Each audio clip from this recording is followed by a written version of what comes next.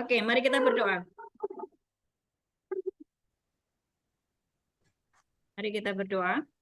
Bapa, di dalam nama Tuhan Yesus, kami mengucap syukur pagi hari ini adalah hari pertama kami berjumpa dengan saudara-saudara kami yang ada di Gereja Ekumene Anugerah Depok. Kami mengucap syukur Tuhan, terima kasih buat anugerah-Mu, kesempatan-Mu yang senantiasa baru atas kehidupan kami. Hari ini kami mau belajar kebenaran firman-Mu, urapi setiap kami, buat hati kami mengerti, pikiran kami tertuju kepada Engkau saja. Di dalam nama Yesus, amin. Oke, shalom. Karena saya tidak bisa dengar suara kalian, ya kasih gini kalau oke ya, kasih gini kalau suara saya nggak kedengaran ya. Oke, suara saya kedengaran?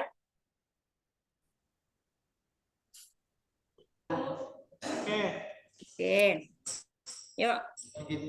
Sebelum kita mulai hari ini, izinkan saya memperkenalkan diri dulu karena kita kan baru pertama kali ya hari ini ya. Kami dari keluarga Kerajaan Surga, sebuah komunitas anak-anak Tuhan dari Nasrani yang dari Kristen dan Katolik. Kita adalah Okumene, ya, Okumene. Jadi kami punya gereja masing-masing, tetapi kami juga punya komunitas namanya Keluarga Kerajaan Surga, ya. Dan pelayanan kami adalah pendampingan jiwa-jiwa, ya, terkhusus untuk yang terikat narkoba, yang terikat dengan kuasa gelap, kemudian depresi, bunuh diri, ataupun apapun ya, ya mereka sampai ketemu Tuhan, kita dampingi sampai mengalami Tuhan dan hidupnya dipulihkan. Nah, pelayanan kami hari-hari ini sudah sekitar 16 lapas di seluruh Indonesia, ya. Kalau yang dekat, saya karena domisilinya di Semarang, saya Bu Ana, ya. Domisilinya ada di Semarang, jadi kalau yang dekat dengan Semarang, kami bisa menjangkau dengan onsite, seperti di Lapas Gedung Pane, kami layani dengan onsite, kemudian di Lapas Klaten, Lapas Jogja, itu masih bisa dijangkau dengan onsite. Ya. Terus kemudian kalau 2 minggu sekali, saya ke Jakarta untuk melayani KKS, anggota KKS yang ada di Jakarta. Kita punya banyak anggota KKS di Jakarta, jadi sebulan sekali kita onsite.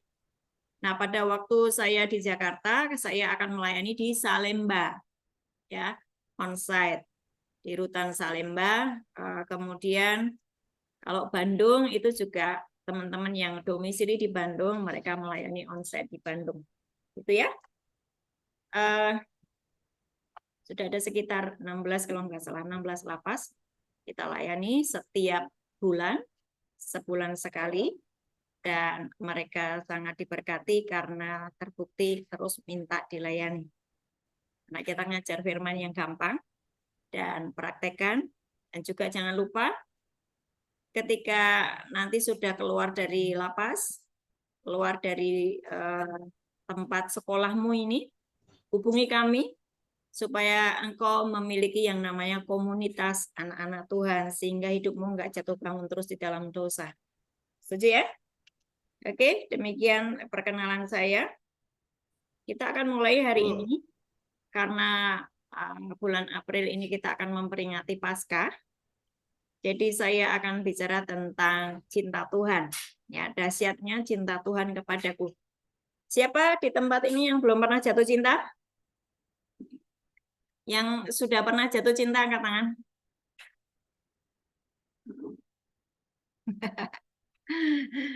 Ya, yang putus cinta, yang pernah putus cinta?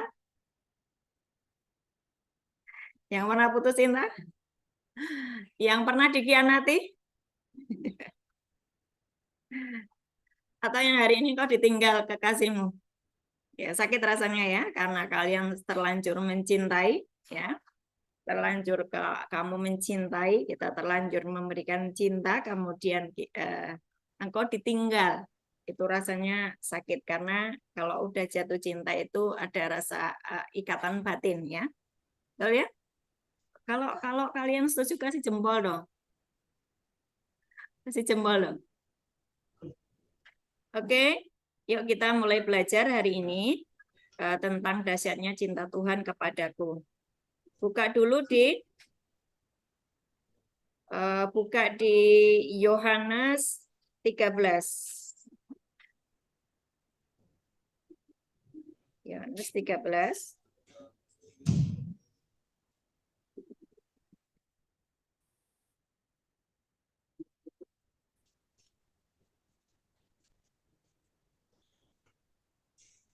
Ayat 1 sampai dengan 10 ya. Sudah ketemu semua?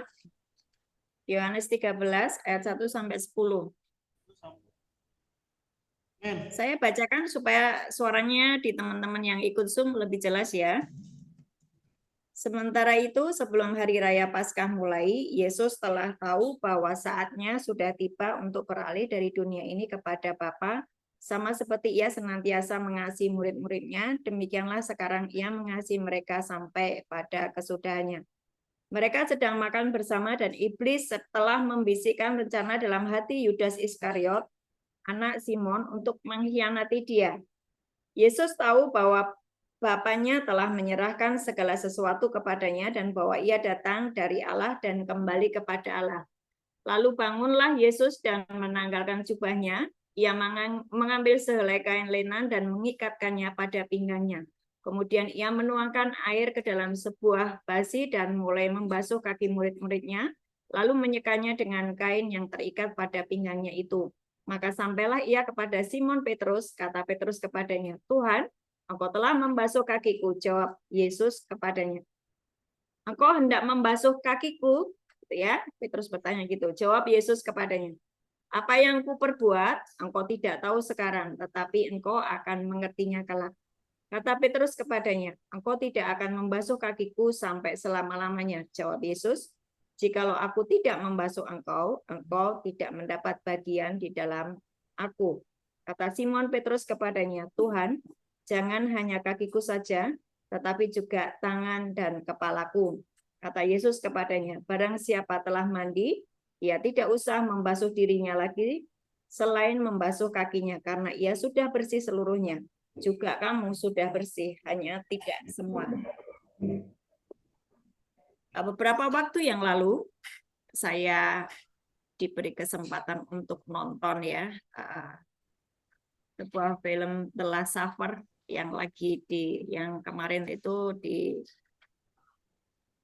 bulan April awal ya, itu main di Semarang gitu ya, dan seluruh anggota KKS saya suruh untuk mereka sama-sama nonton film tersebut. Waktu saya nonton ya, saya sempat nangis ya. Kenapa nangis? Saya itu dikasih lihat adegan yang pada waktu Yesus membasuh kaki murid-muridnya. Kalian tahu nggak? Pada waktu Yesus membasuh kaki murid-muridnya, dia yang adalah Tuhan, itu menekukkan lututnya, artinya berlutut, dan membasuh kaki murid-muridnya. Saudara, kalau engkau tidak pernah merenungkan apa yang Tuhan kerjakan atas hidup kita, peristiwa-peristiwa yang kamu baca, peristiwa-peristiwa yang ada di dalam firman Tuhan, di dalam Alkitab, engkau akan menganggapnya remeh dan biasa. Tapi jika engkau punya perenungan, wow, Tuhan yang maha dahsyat itu, Tuhan yang menebus hidupku itu, dia berlutut, dia menekukkan lututnya, dan membasuh kaki murid-muridnya. Dan itu bicara tentang dia juga membasuh kita. Dia menekukkan lututnya kepada kita, membersihkan segala dosa dan kenajisan kita. Yang percaya katakan amin. Ya. Dan itu saya sempat nangis gitu ya. Tuhan, ampuni kami karena kami ini adalah selalu senantiasa menjadi orang yang congkak dan sombong. Ya. Kami merasa bahwa kami masih bisa hidup tanpa engkau, padahal sementara engkau menawarkan cintamu, menawarkan kasihmu, ya, menawarkan belas kasihanmu, menawarkan pengampunan dosa atas kehidupan kami. Kenapa kok yang dibasuh kakinya? Karena kan semua yang disebut murid itu pasti sudah dibaptis ya. Kalian semua sudah mandi. Kalau yang sudah mandi berarti nggak perlu mandi lagi, hanya dibasuh kakinya. Maksudnya adalah sudah baptis. Ya, yang disebut murid-murid Tuhan Yesus, pastikan kalian sudah baptis. Hari ini kalau kalian belum baptis, segera lakukan baptis, minta dilayani untuk baptis. Artinya bahwa engkau sudah dibasuh dari manusia lama, diubah menjadi manusia baru. Kondisinya apapun hari ini, kalau engkau ada di lapas ini oleh karena keputusan-keputusan salah yang engkau lakukan, oleh karena kejahatan-kejahatan yang kita kerjakan dan itu melanggar hukum, dan engkau harus berada di lapas ini, itu baik untukmu. Untuk apa? Menghentikan langkahmu yang salah. Dan kau berada di lapas ini, Tuhan sedang membasuh kakimu. Langkah-langkahmu yang salah, setiap keputusan-keputusan hidupmu yang salah yang engkau bikin keputusan dan mengakibatkan engkau melakukan hal-hal yang salah, hari ini diampuni oleh Tuhan, dibasuh. Nah, saudara perhatikan, ada begitu banyak orang tidak pernah merenungkan apa yang Tuhan sudah lakukan atas hidupnya. Sehingga hari-hari ini engkau akan melihat ada begitu banyak orang murtad meninggalkan keselamatan, menukar dengan hal-hal yang duniawi. Karena apa? Mereka tidak pernah ngerti, tidak pernah merenungkan betapa dahsyatnya cinta Tuhan atas hidup kita. Ya. Peristiwa salib itu sebetulnya sudah antara perjanjian lama dan perjanjian baru itu ada korelasi ya, tidak bisa dipisahkan. Peristiwa salib itu ada di kitab Kejadian. Kapan itu? Kapan itu? Waktu Kejadian 3, Adam dan Hawa kedapatan berbuat dosa. Ya. Terus Tuhan nanya kan? Tuhan nanya, "Di mana kamu Adam?" Betul enggak? Yang nyari siapa? Yang nyari siapa? Tuhan kan? Tuhan. Di mana kamu Adam? Tuhan tahu di mana dia. Cuma Adam sembunyi karena dia dia merasa dia sudah melakukan dosa dan kedapatan telanjang. Dia mau ketemu Tuhan itu takut gitu ya. Nah, itulah peristiwa penebusan dosa di awalnya ketika Adam dan Hawa itu kedapatan telanjang dan Tuhan harus membunuh salah satu binatang sehingga tercurah darah. Itu pertama kalinya. Pertama kali tercurah darah di awal penciptaan manusia. Ya. Sebelumnya tidak pernah ada pencurahan darah. Gara-gara Adam dan Hawa bikin dosa, mereka sadar bahwa mereka telanjang, mereka membuat baju-baju dari daun. Tuhan tidak mau. Harus ada pakaian yang lain, yaitu pakaian keselamatan yang diberikan kepada Adam dan Hawa. Dan untuk membuat pakaian itu, harus ada satu binatang yang dikorbankan. Itulah awal pertama pencurahan darah. Dan kalau kalian baca di kitab Ibrani, dibilang begini, tanpa pencurahan darah tidak ada pengampunan dosa. Karena apa sih? Manusia itu kan terdiri dari darah juga kan ya. Darah itu nyawa. Kalau nyawa seseorang itu dia bikin dosa, harusnya nyawa manusia yang menghapus dosa, bukan binatang. Itulah kenapa Yesus datang, dia yang adalah Tuhan, datang sebagai manusia, supaya ada darah tercurah dan menebus dosa dan pelanggaran kita. Saudara, apa yang dikerjakan oleh Bapa di surga, sejak awal kejatuhan Adam dan Hawa, sampai dengan hari ini adalah karena cintanya Tuhan kepada kita. Ya, cintanya Tuhan kepada kita. Kalian jangan menukar cintanya Tuhan itu dengan sesuatu yang lain. Nah, sekarang saya kasih tahu ya, kenapa ada begitu banyak orang murtad? Kenapa ada begitu banyak orang menukar keselamatan dengan hal-hal dunia. Kenapa? Karena mereka tidak tahu jati dirinya. Tidak tahu apa? Tidak tahu apa? Tidak tahu jati dirinya. Jati dirinya. Ya, saya akan kasih tahu jati dirimu ketika engkau terima Yesus sebagai Tuhan dan Juru Selamat. Yohanes 1 ayat 12, coba dibaca. Ini jati dirimu ya. Hari ini, apapun kondisimu, engkau harus ngerti jati dirimu. Yohanes 1 ayat 12. Yohanes 1 ayat 12. Demikian firman Tuhan, tetapi semua orang yang menerimanya, yang menerima Yesus, diberinya kuasa supaya menjadi anak-anak Allah, yaitu mereka yang percaya di dalam namanya. Artinya, sejak engkau terima Yesus sebagai Tuhan dan Juru Selamat, engkau disebut sebagai anak Allah. Makanya engkau panggil dia Bapa. Betul ya? Engkau ini anak-anaknya Allah yang maha tinggi. Kamu mau percaya, kamu mau enggak percaya, tetapi kalau engkau percaya kepada Yesus Kristus, otomatis identitasmu adalah anak Allah. Sebagai anak Allah, Bapa di surga bertanggung jawab penuh atas hidupmu. Katakan amin. Nah, orang itu ada banyak yang tidak paham keberadaannya sebagai anak Allah, sehingga dia dengan tidak pernah memahami firman Tuhan, ya hidup secara Kristen atau Katolik hanya KTP saja, dampaknya mereka tidak tahu firman.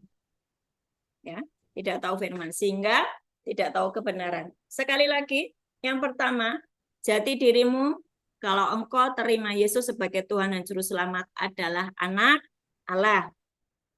Yang kedua, engkau adalah sahabat Allah. Yohanes 15 ayat 15. Yohanes 15 ayat 15. Saya mau kalian hafalkan jati dirimu ini yang 4 nih ya. Masukkan di dalam pikiranmu, meteraikan di dalam rohmu, engkau ngerti siapa dirimu di hadapan Tuhan. Maka engkau nggak akan nukar keselamatanmu dengan hal yang lain. Yohanes 15 ayat 15.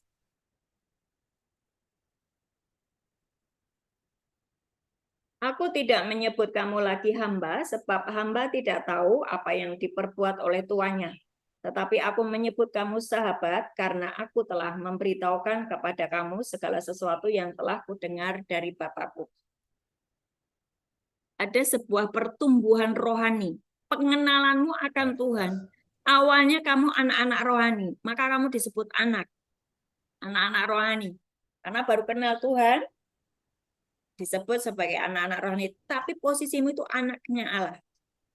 Setelah engkau terus intim dengan Tuhan, belajar firman, ya, engkau tahu kebenaran, engkau dipenuhi oleh Roh Kudus, engkau diurapi oleh Roh Kudus, engkau dipenuhi dengan karunia-karunia, engkau baca firman paham, manusia rohmu makin dewasa. Setelah dewasa, kamu menjadi sahabat Allah. Kenapa disebut sahabat Allah? Tuhan memberitahukan kepadamu rahasia-rahasianya. Itu seorang sahabat. Kalau bukan sahabat, nah mungkin kita itu membeberkan rahasia kita kepada orang yang itu bukan sahabat. Betul nggak? Tuhan akan kasih tahu kepada kita hal-hal yang akan terjadi dalam kehidupan kita. Makanya seringkali ada orang yang, kok aku mimpi ini ya, terus besoknya kejadian. Itu sebetulnya Tuhan sedang memberitahukan sesuatu, ya, bahwa Tuhan itu terus berkomunikasi kepada anak-anaknya. Identitas yang ketiga, kamu adalah bait Allah. Ada di 1 Korintus 6 ayat 19. 1 Korintus 6 ayat 19.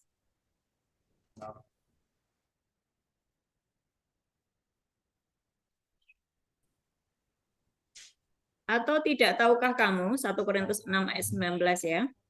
Atau tidak tahukah kamu bahwa tubuhmu adalah bait Roh Kudus yang diam di dalam kamu, Roh Kudus yang kamu peroleh dari Allah, dan bahwa kamu bukan milik kamu sendiri. Perhatikan, tidak tahukah kamu bahwa tubuhmu adalah bait Roh Kudus? Apa maksudnya? Apa maksudnya? Sejak kita terima Yesus sebagai Tuhan dan Juru Selamat, sejak kita terima Yesus sebagai Tuhan dan Juru Selamat, di dalam diri kita, Bapa di surga mengirimkan penolong. Penolongnya namanya Roh Kudus. Kalian masih bisa dengar saya? Masih bisa dengar saya? Masih ya? Masih bisa ngikutin? Fokus sebentar ya. Saya sebentar selesai kok. Tenang aja. Jangan gelisah. Belajar fokus. Belajar ketika engkau dengar firman, engkau harus tangkap itu. Kenapa engkau harus tangkap? Karena itu adalah benih ilahi yang akan mengubah hidupmu. Kalau engkau dengar firman, engkau mengabaikan firman, engkau walaupun ditahan 7 tahun, 8 tahun keluar dari lapas nggak akan mengalami apapun. Tidak akan terjadi perubahan apapun di dalam hidupmu. Nah, perhatikan setiap kali engkau dengar firman, renungkan, hafalkan, masukkan di dalam pikiranmu, dalam rohmu, dalam jiwamu ya. 1 Korintus 6 ayat 19, tidak tahukah kamu bahwa tubuhmu adalah bait Allah. Roh Kudus pengen diam di dalammu. Nah, ketika engkau mengizinkan Roh Kudus diam di dalammu, engkau punya akses dengan surga. Ya, punya akses dengan surga. Efesus 1 ayat 13-14 coba. Efesus 1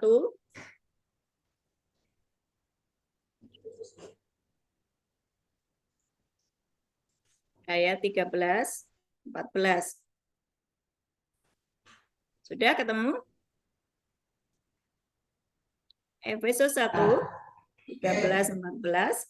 Di dalam Dia kamu juga, karena kamu telah mendengar firman kebenaran, yaitu Injil keselamatanmu. Di dalam Dia kamu juga, ketika kamu percaya, dimeteraikan dengan Roh Kudus yang dijanjikannya itu. Ya, dan Roh Kudus itu adalah apa? Jaminan bagian kita sampai kita memperoleh seluruhnya, yaitu penebusan yang menjadikan kita milik Allah untuk memuji kemuliaannya. Waktu engkau terima Yesus sebagai Tuhan dan Juru Selamat, Bapa di surga mengirimkan rohnya. Wah, keren ya.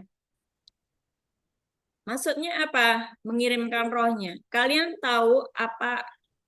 Pernahkah kamu melihat orang yang kerasukan setan? Pernah ya? Pernah lihat orang kerasukan setan? Berarti dia dimasuki roh setan tubuhnya. Nah, sekarang orang yang percaya Yesus, Roh Allah ini pengen masuk di dalam dirimu, namanya Roh Kudus. Ketika Roh Kudus diam di dalammu, engkau terus bercakap-cakap dengan Roh Kudus. Engkau dengarkan dia bicara, karena dia ada di dalam dirimu.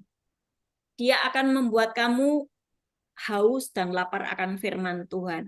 Dia akan terus membuat kamu, apa ya nih maksudnya firman ini? Terus ngulik firman. Terus pengen memahami firman. Itu Roh Kudus di dalammu. Nah, ketika engkau sudah jalan dengan Roh Kudus dan firman, Roh Kudus dan firman, Roh Kudus dan firman, kehidupan rohanimu bertumbuh. Dan engkau tidak akan menukarkan keselamatanmu itu dengan yang lainnya. Karena engkau mulai menikmati apa? Surga terbuka di atasmu. Karena engkau memelihara Roh Kudus yang di dalammu. Engkau membuat nyaman Roh Kudus yang tinggal di dalammu. Engkau mulai taat, dengar-dengaran akan suara Tuhan. Nah, itu hidupmu berada di bawah langit terbuka. Apa? Open heaven, open door. Dan tidak perlu engkau cari uang dengan menjual narkoba. Tidak perlu engkau mencari uang dengan merampas. Tidak perlu engkau mencari uang dengan merampok. Tidak perlu. Sebab engkau adalah anak Bapa di surga. Bapakmu bertanggung jawab penuh atas kehidupanmu sehari-hari. Dia berkata, burung pipit saja dipelihara, apalagi kamu, anak-anakku. Apalagi kita ini anak-anaknya Bapa. Ya, saya kasih PR buat kalian. PR ya, nanti kita sebulan lagi ketemu dengan Pak Abner, dengan saya, ya dengan tim KKS. Saya kasih PR pelajari Matius 5, 6, dan 7. Itu kunci untuk engkau mengerti iman di dalam Yesus itu seperti apa. Pakailah waktu yang baik ini untuk belajar, untuk mengerti iman di dalam Yesus. Ya, jangan hanya KTP-mu Kristen, KTP-mu Katolik tanpa kamu mengerti kebenaran. Ya. Lanjutnya, tadi kan sudah ada 3 ya. Jati dirimu sebagai anak Allah. Yang kedua apa? Sahabat Allah. Yang ketiga apa? Bait Allah. Yang keempat, engkau adalah mempelai Kristus. 2 Korintus 11 ayat 2. 2 Korintus 11 ayat 2.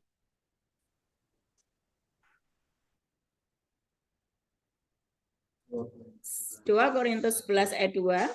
Sebab aku cemburu kepada kamu dengan cemburu ilahi, karena aku telah mempertunangkan kamu kepada satu laki-laki untuk membawa kamu sebagai perawan suci kepada Kristus. Artinya, engkau yang percaya Yesus, engkau mempelai Kristus. Kristus itu pemilik alam semesta ini. Dia nanti yang akan memerintah sebagai raja di atas segala raja, atas surga, atas bumi. Dan engkau disebut anaknya, dan engkau disebut mempelainya. Keren kan? Kenapa orang meninggalkan Yesus? Karena tidak ngerti jati dirinya. Nah, hari ini, kalian sudah tahu rasanya dikhianati cintamu, betul kan? Kau pernah jatuh cinta, engkau ditinggalkan pacarmu, engkau dikhianati, engkau diselingkuhi, sakit kan? Ya, sakit kan?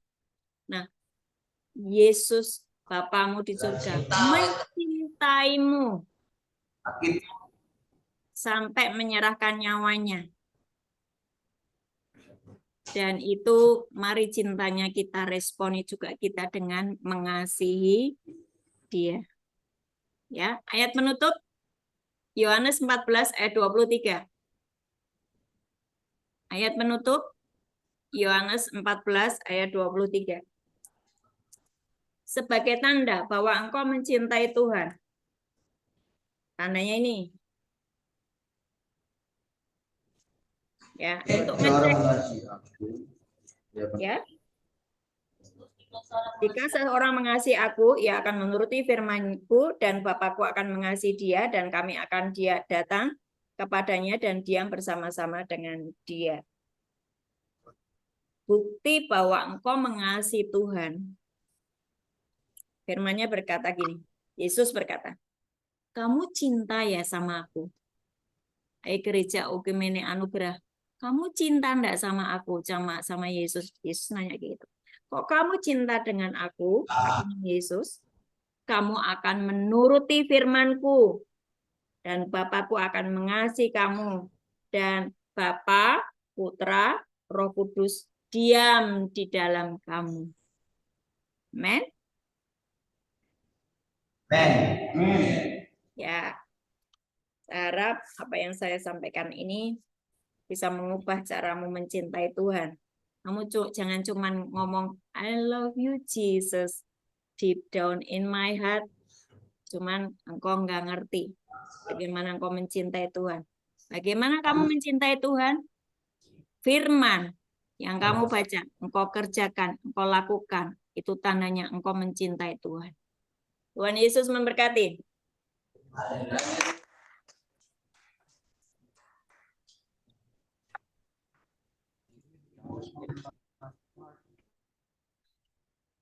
Oke, kita doa untuk selesai firman ya. Selanjutnya saya serahkan ke gereja. Bapak, kami mengucap syukur, terima kasih. Kami sudah menerima firman-Mu dan ubahkan cara berpikir kami buat kami mengerti identitas kami sebagai anak Allah, sebagai sahabat Allah, sebagai bait Allah, dan sebagai mempelai Kristus. Biar kami tidak menukar dengan hal-hal lainnya di dunia ini, sebab posisi kami sudah sangat teramat baik. Nah, hari ini Tuhan, ampuni setiap dosa pelanggaran kami, dan biarlah kami terus terkoneksi dengan ruang tahta, menjadi satu dengan Bapa, Putra, dan Roh Kudus, sehingga hidup kami di bumi seperti di surga. Kami serahkan seluruh anak-anak-Mu di tempat ini ke dalam tangan-Mu. Apa yang sudah aku serahkan di tangan-Mu, tidak ada yang bisa merampas dari tangan-Mu. Seluruh jemaat gereja Okemene Anugerah adalah milik Yesus Kristus. Di dalam nama Tuhan Yesus. Haleluya. Amin.